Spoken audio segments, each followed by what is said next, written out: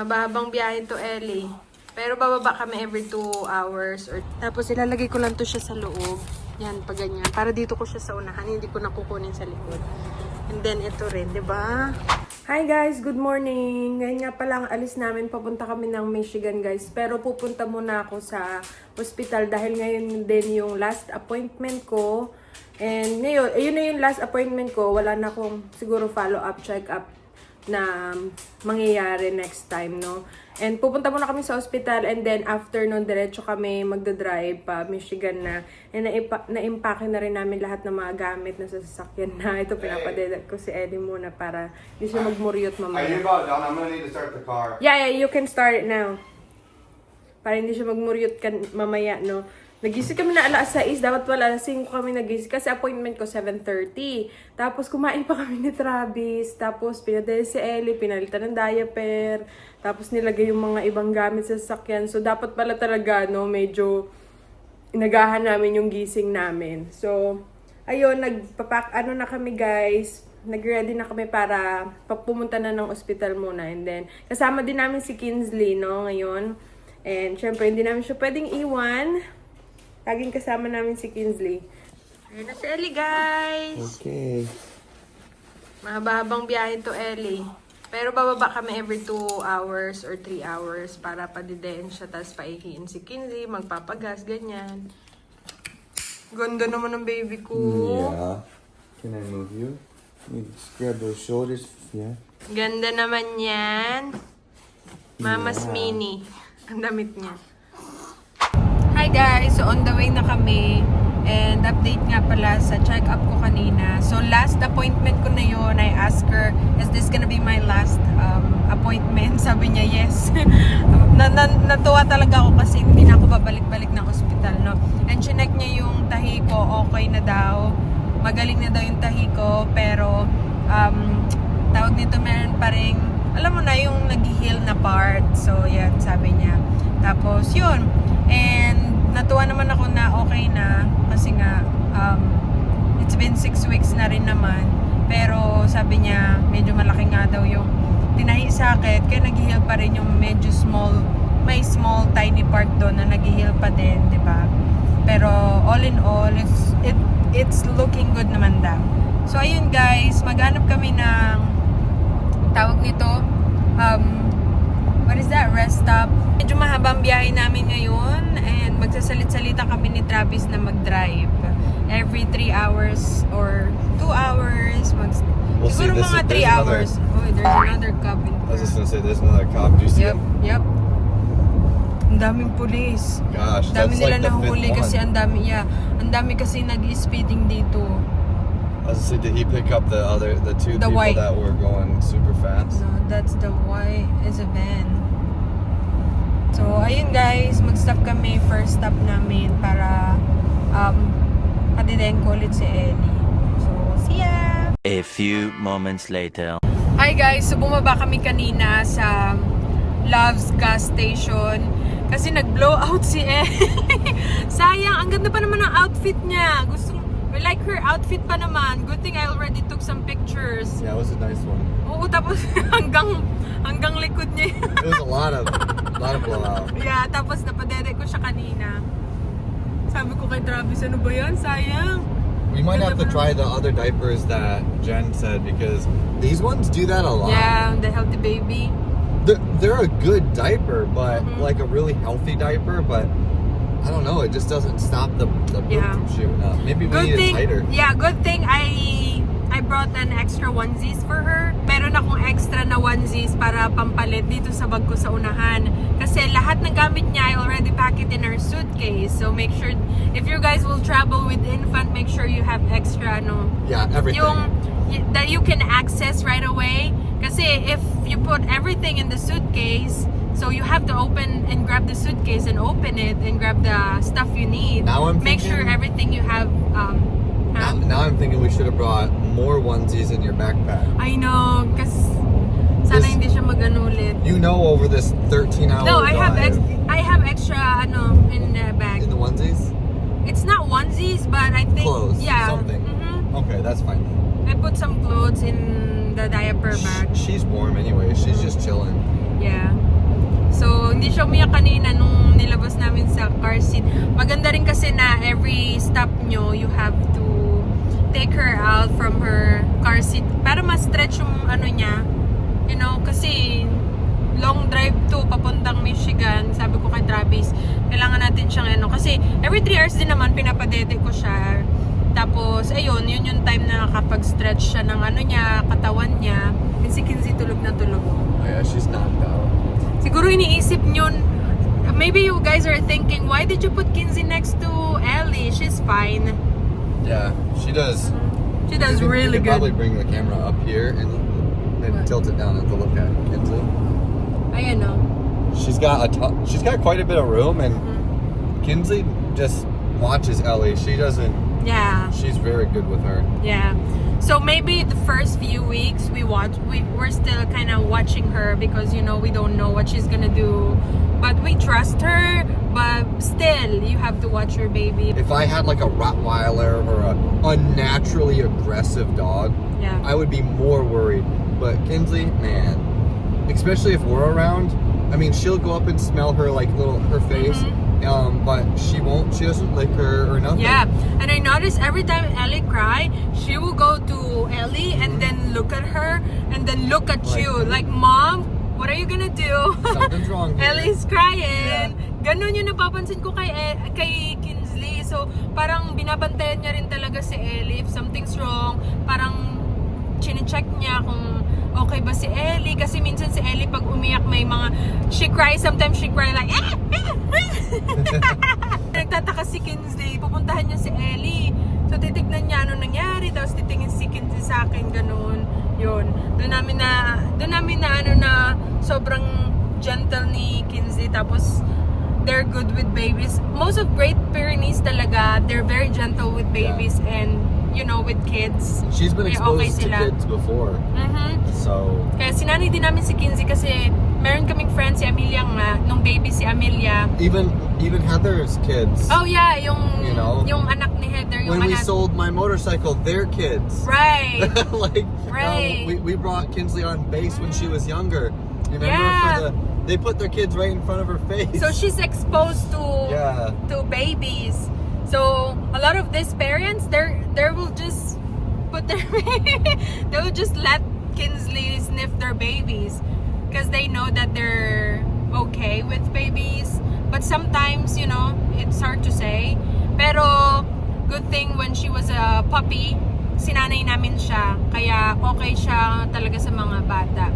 So ayun, nakakatuwa lang kasi lalaki si Ellie na kasama si Kinsey. She's gonna grow up with Kinsley. Oh yeah, they're gonna be. I hope God will give her more years, diba?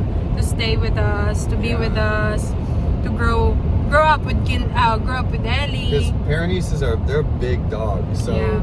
maybe I would imagine 12 years. If we get more than 12 years, I'm gonna be very happy if we get more Yeah. than 12 years without 'Cause they're- significant problems. Because they're large dogs, sabi nila. If Because they're, if there's significant problems, like our old dog Nemo, if you're blind, if you're deaf, if Yeah. they're defecating in the house and stuff, it's time to go to sleep. You know. yeah, But- you don't want them to suffer. So we just want to make sure that they're. You know, if we get Yeah. more than 12 years, We'll be good. I'll be happy with that. We'll be happy. And we love Kinsley so much. She grew up with us, you know. When she was a puppy pa lang, we take good care of her. We train her, you know. So yun guys, we still have a long way drive up there. Hi guys, nag-stop kami sa isang rest area para palabasin si Kinsley. Ayan. Oh yeah, we're gonna go up on the hill right here. Okay. Para si Kinsey mag-ihi. At nagpapadede din ako ngayon. Ayan. Ayan sila guys.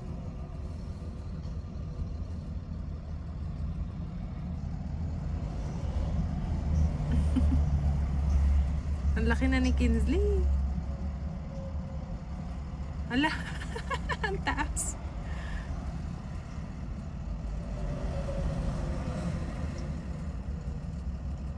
May hagdan naman doon. Bakit dyan? May hagdan naman dito. Bakit dyan talaga dumaan si Travis? Saway talaga.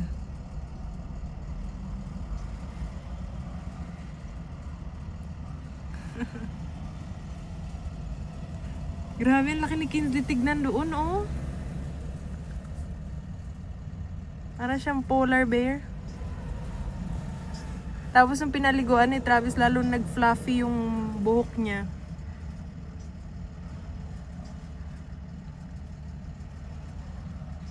Tapos pagkatapos nito guys, mag-drive ulit kami. Look at that. Oh Ang my ganda dito God. guys. Tignan nyo naman. It's awesome. Diba? I would love to live out here.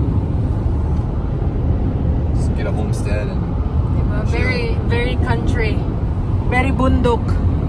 this is mountains though. Yeah. May mga bahay-bahay pero ilan. Pero dito kasi, ito bundok talaga, oh. Diba? Wala kaming signal dito. Yeah, zero. Yeah, there's no signal. Little satellite. Si Ellie tulog na tulog. Sa buong ride talaga.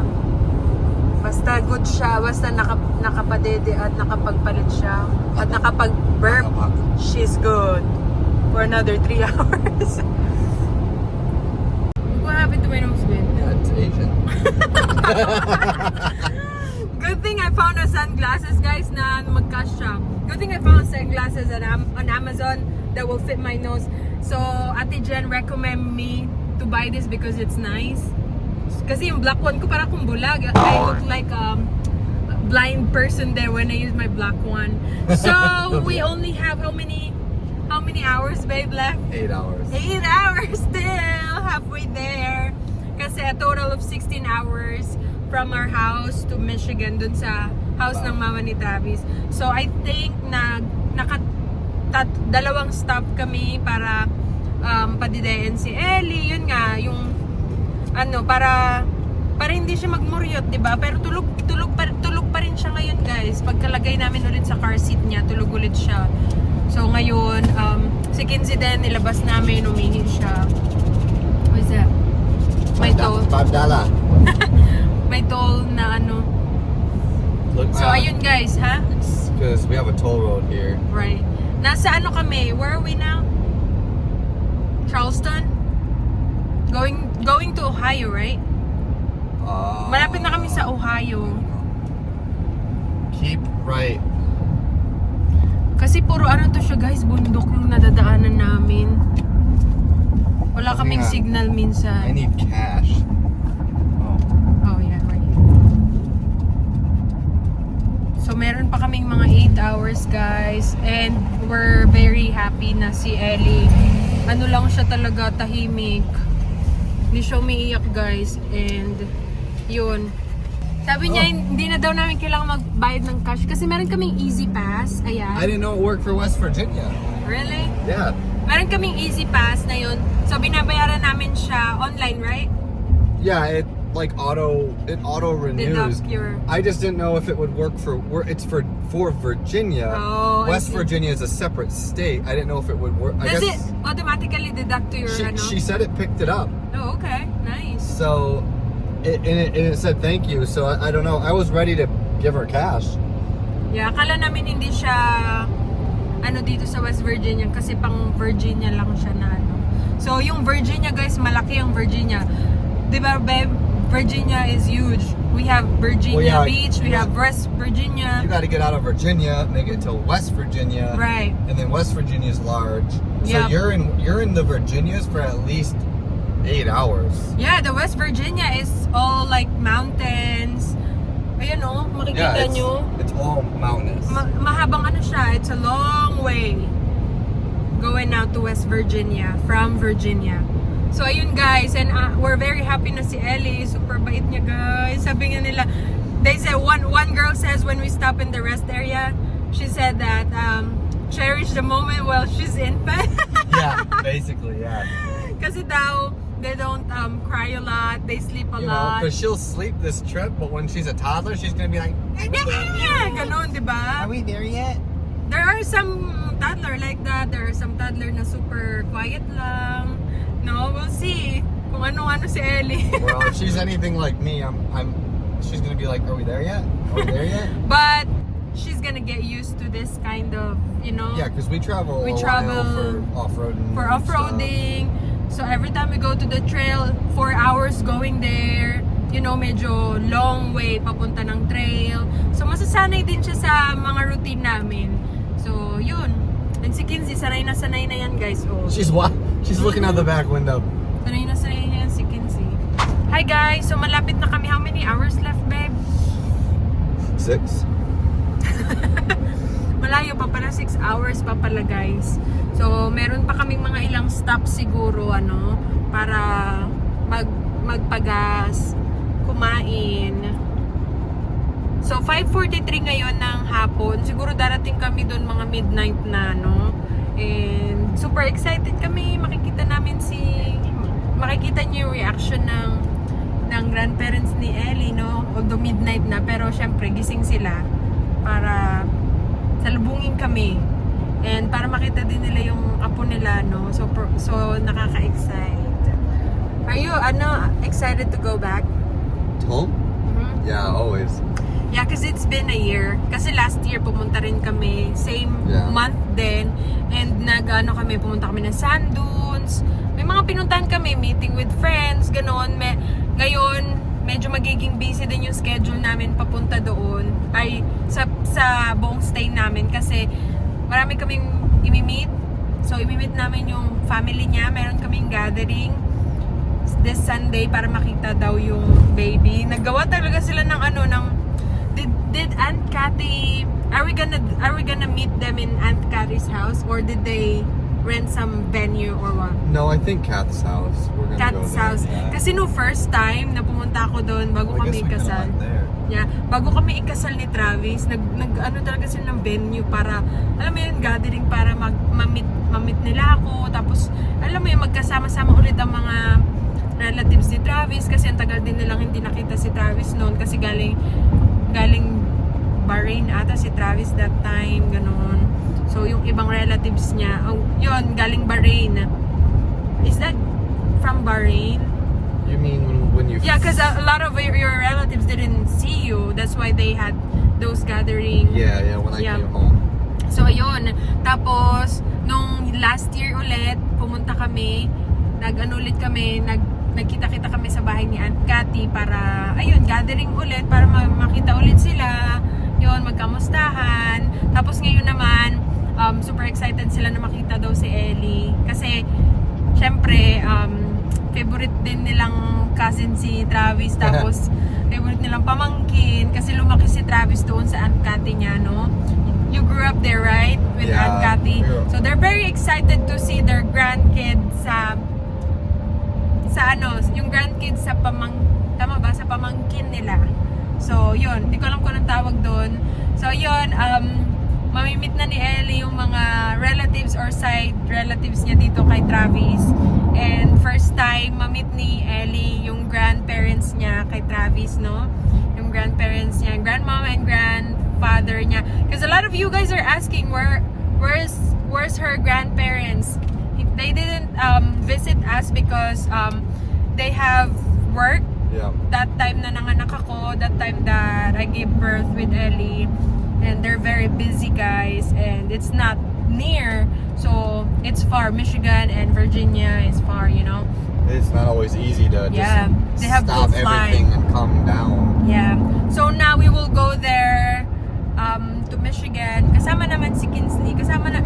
We always bring Kinsley guys going to Michigan because we want her to enjoy the life of country life, meet with Bandit again, play with him kasi they're friends. And Bruiser, meron siya mga friends. Kinsley's got friends. Yeah, Kinsey got friends there in Michigan. So Bandit and Bruiser. So si Bruiser malaking aso.